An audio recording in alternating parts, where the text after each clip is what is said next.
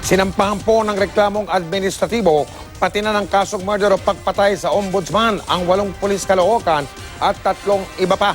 Ang nagreklamo ay ang mga kahanak ng magamang napatay umano ng mga pulis sa Oplan Tokhang nitong Setyembre. Nakatutok si Ian Cruz. Nasa Office of the Ombudsman ang grupong Rise Up kasama ang National Union of People's Lawyers o NUPL at ang mga kaanak ng mag-amang napatay daw ng mga pulis sa isang tokhang operation sa Bagong Baryo, Caloocan noong September 2016. Reklamong murder at administratibo ang inihain nila laban sa 8 pulis ng Northern Police District at 3 iba pa.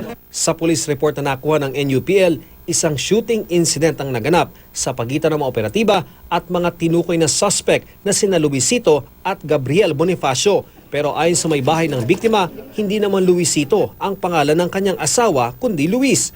At hindi rin daw ito nanlaban, pati na ang kanilang 19 na taong gulang na anak na si Gabriel nang magsagawa ng paghahalughog sa kanilang bahay ang mga pulis. Naiwan po yung anak kong lalaki na si Gabriel na parang pinipigil-pigilan yung mga pulis na nakapaligid sa aking asawa na nakaload ang aking asawa at nakataas ang kamay niya.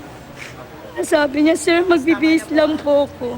Bigla, yung palabas na po ko, narinig na lang po namin niya may nagputukan na po. Yung anak nga, parang ang sabi niya ay, tatay, papa ko po yan, ano pong nangyayari? Kaya nadamay yung anak kasi ayaw niyang iwan yung papa niya.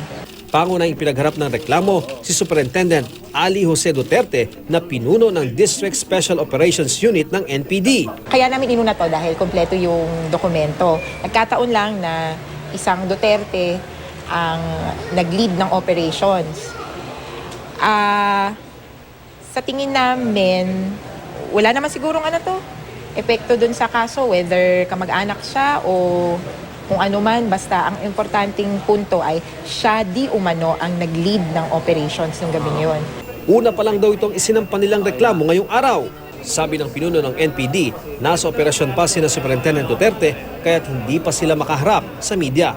Hindi raw sila mapipigilan ng mga isinampang reklamo para tuparin ang kanilang mandato laban sa droga. Kung kinasuhan, harapin naman namin yung kaso. Kung saan man yung kaso, mas maganda nga yan para magkaalaman. Lahat naman ng suspect, walang umaamin.